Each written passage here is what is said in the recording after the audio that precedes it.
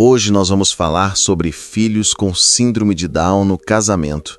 E vamos falar com verdade, com amor e com direção prática, porque isso está acontecendo agora, nas casas, nos hospitais, nos berçários, nas igrejas, e não dá mais para esperar. Há casais que receberam um diagnóstico que mudou tudo. Há casais em que a mãe tem deficiência e deseja maternar com dignidade. Há avós que se tornaram pilares para que um neto cresça em segurança. E Deus quer abrir os seus olhos antes que seja tarde, porque amor sem estrutura vira peso, e estrutura sem amor vira pedra. Então não mude de vídeo agora. O que eu vou te dizer pode salvar a paz do seu lar e proteger o futuro do seu filho.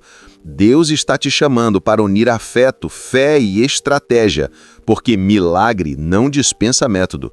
E quem ama, responsabiliza. Quem ama, responsabiliza. Milagre não dispensa método. Problema profundo. Pare e ouça isso agora. Talvez o que está acontecendo na sua casa é uma mistura de susto, culpa e silêncio. Talvez você recebeu um diagnóstico tardio no quarto do hospital, quando a alegria do parto encontrou perguntas que você não tinha palavras para responder. Talvez você olha para o berço e pensa no que planejou por anos e no que veio de repente. E sem perceber, começa o luto do ideal.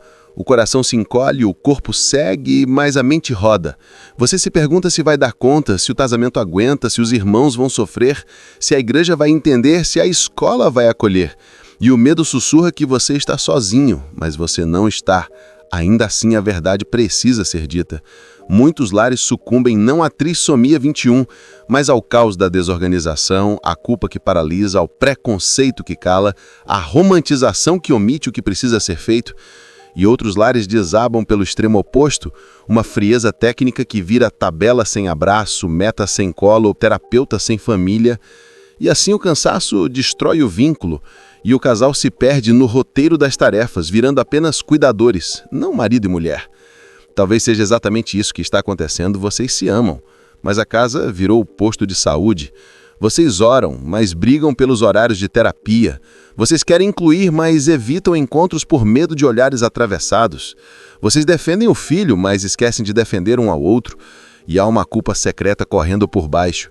A culpa de não terem percebido nada na gestação, a culpa de desejar descanso, a culpa de sentir ciúme do tempo que o outro dedica ao bebê, a culpa pelos irmãos que pedem colo e recebem espera. E no meio disso tudo, o inimigo tenta semear mentiras.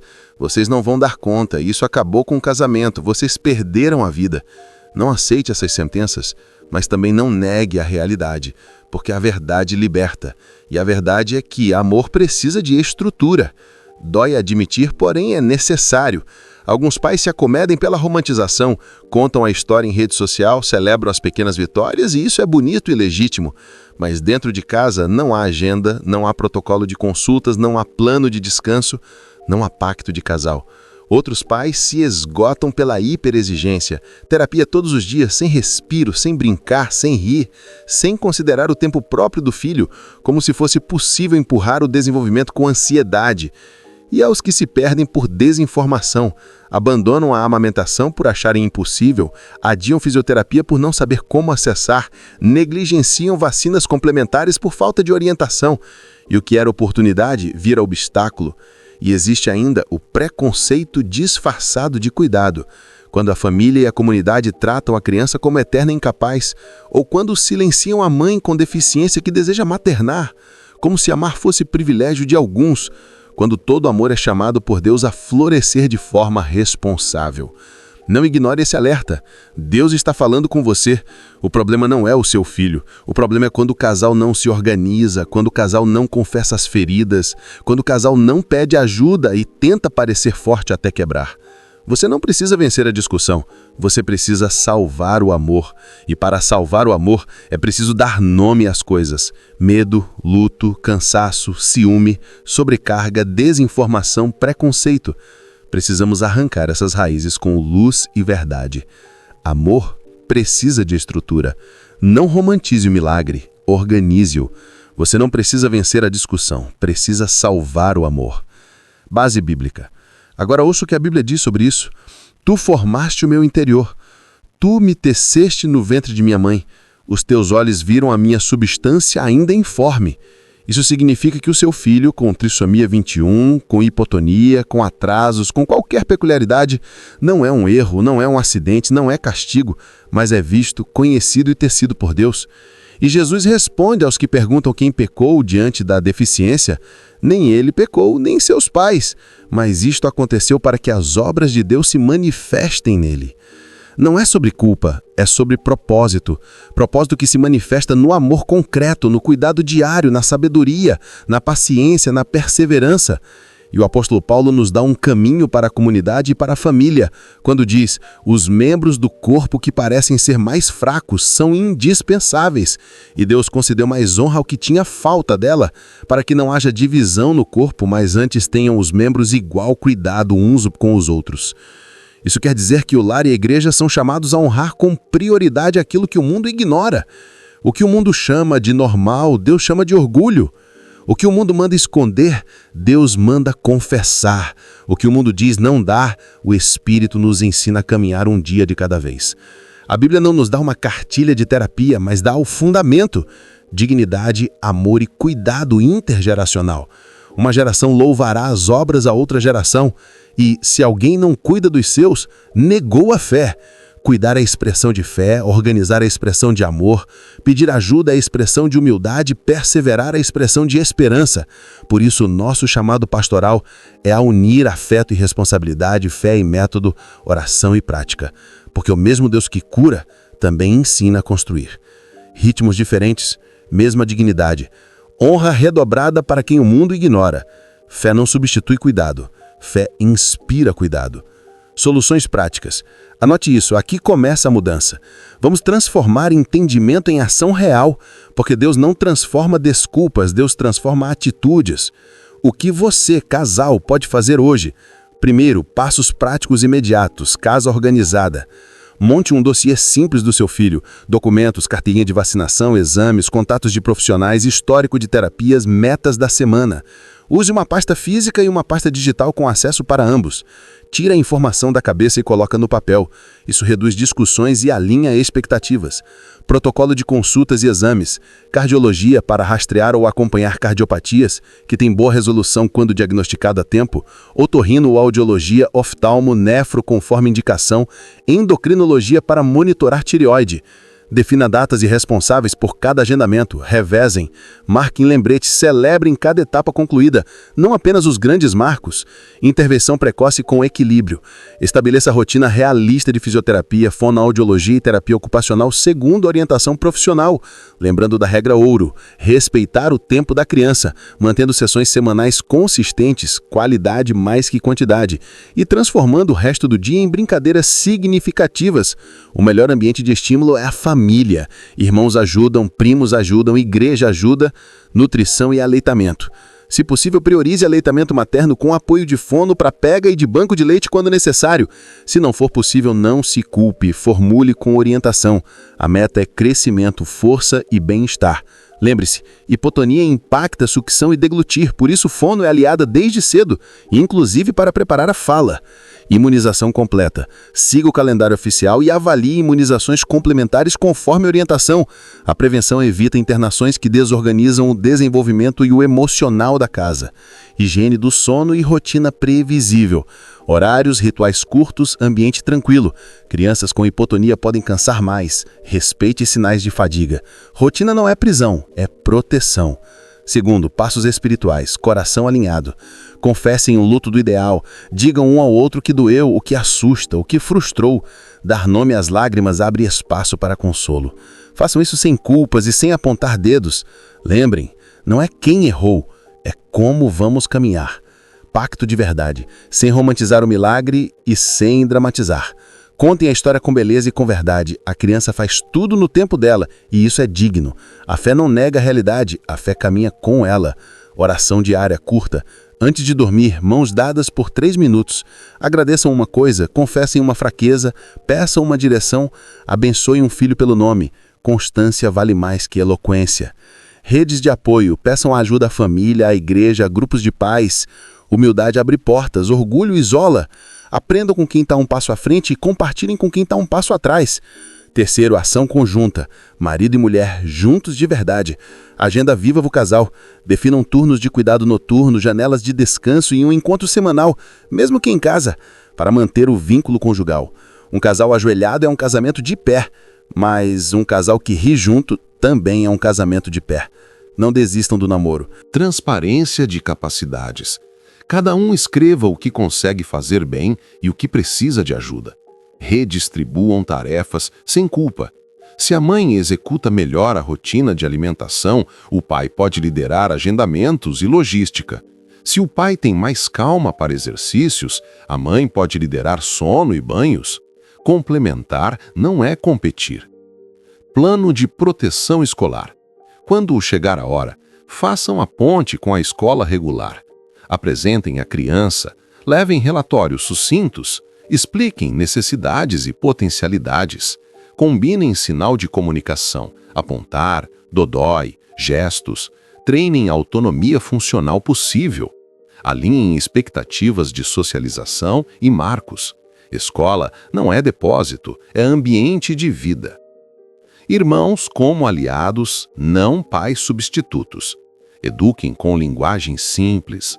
O seu irmão vai fazer tudo, mas no tempo dele. Criem pequenas tarefas de irmão tutor, pegar um brinquedo, bater palmas junto, esperar a vez, sem parentificar. Protejam o tempo individual de cada filho com momentos exclusivos. 4. Recursos e direitos. Informação que liberta. Acesso público. Busque os serviços de reabilitação do seu município, a rede de atenção à pessoa com deficiência, as APAES e congêneres. Onde houver fila, documente, protocole, peça encaixe, persistência abre caminho. Benefícios sociais. Famílias de baixa renda podem avaliar elegibilidade a benefícios assistenciais. Informem-se com assistência social do seu município. Documentação em dia evita desgastes. Comunicação responsável. Se vocês compartilham a jornada publicamente, façam com cuidado. Mostrem conquistas e também a rotina real. Terapia, consultas, descansos, falhas e recomeços. Isso educa quem vê e protege vocês de expectativas irreais. Anote isso. Não espere o outro mudar. Comece você. Deus não transforma desculpas, transforma atitudes. Amor que acolhe também organiza. Rede de apoio não é vergonha, é sabedoria. Planejar é amar no futuro. Restauração, reconstrução. Talvez você ache que é tarde demais, porque a exaustão já entrou na conversa do casal, as palavras ficaram ásperas, a casa parece uma clínica e a fé está cansada. Mas não é tarde demais. Deus ainda está aí, exatamente onde o amor parecia ter morrido. Ele não destrói, ele reconstrói. Arrependimento é o ponto de partida da restauração. Arrependimento por termos tentado fingir força enquanto desmoronávamos. Arrependimento por termos comparado nosso filho com calendários alheios. Arrependimento por termos negligenciado o outro no meio do cuidado. E então, perdão. Perdão que limpa a memória da culpa e permite que a história seja escrita com esperança. O que o orgulho separou, o perdão pode reconstruir. E quando o casal se reconcilia com o tempo do filho, o tempo das terapias, o tempo do descanso, a casa volta a respirar. A rotina deixa de ser prisão e vira caminho de amor. Os irmãos voltam a brincar, a igreja se torna apoio. E vocês descobrem que a trissomia 21 não trouxe menos vida, trouxe outra forma de vida, com trocas únicas, com risos diferentes, com fotos que não cabem em marcos genéricos, com vitórias que só vocês entendem. E assim, a família aprende que dignidade não está na velocidade, mas na presença, e que Deus não tem pressa, Ele tem propósito. Às vezes, Deus separa o que o orgulho uniu para curar o que o amor feriu. Oração guiada. Senhor, nós nos aproximamos de Ti como casal, com o nosso filho em mente e no colo do coração. Nós confessamos que tentamos ser fortes sozinhos, que nos ferimos com palavras impacientes, que comparamos e nos culpamos. Perdoa o que escondemos, perdoa o que falamos com dureza, perdoa a ansiedade que roubou a paz do nosso lar. Nós te entregamos, Senhor, o nosso corpo cansado, o nosso leito confundido, as nossas rotinas, os nossos exames, os nossos horários. Toma o nosso coração e reorganiza a nossa casa. Que o nosso toque eduque, que a nossa palavra levante, que a nossa mesa seja lugar de riso, que o nosso filho cresça em segurança.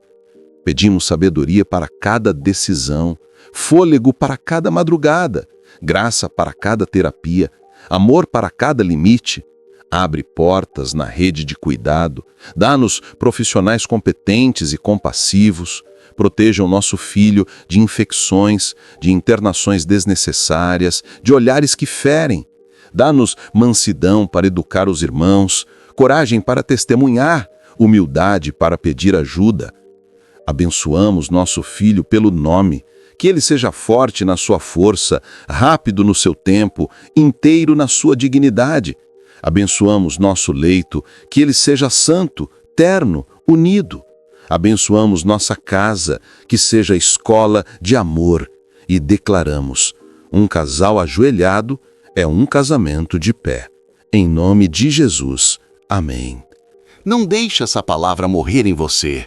A mudança começa hoje, não amanhã. Então, desafio da semana. Ritual diário de 15 minutos.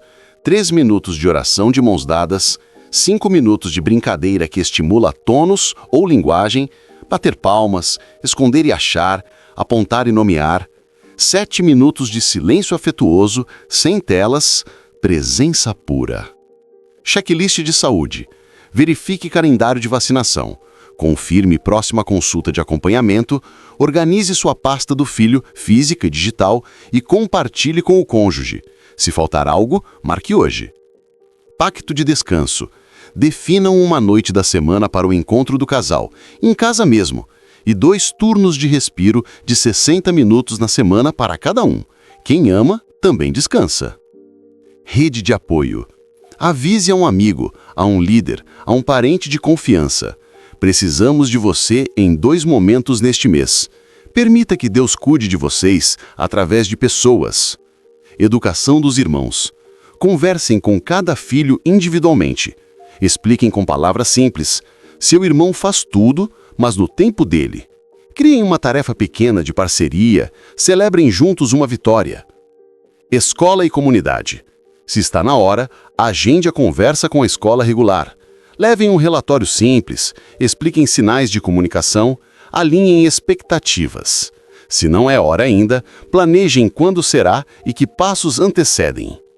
Comente aqui: Senhor, santifica o nosso lar. Compartilhe este conteúdo com outro casal. Alguém precisa ouvir isso hoje. E se este vídeo tocou você, conte em uma frase qual passo você vai dar hoje. Quem ora junto, permanece junto. Um casal ajoelhado é um casamento de pé. Quem ora junto, permanece junto. Lembre, ritmos diferentes, mesma dignidade.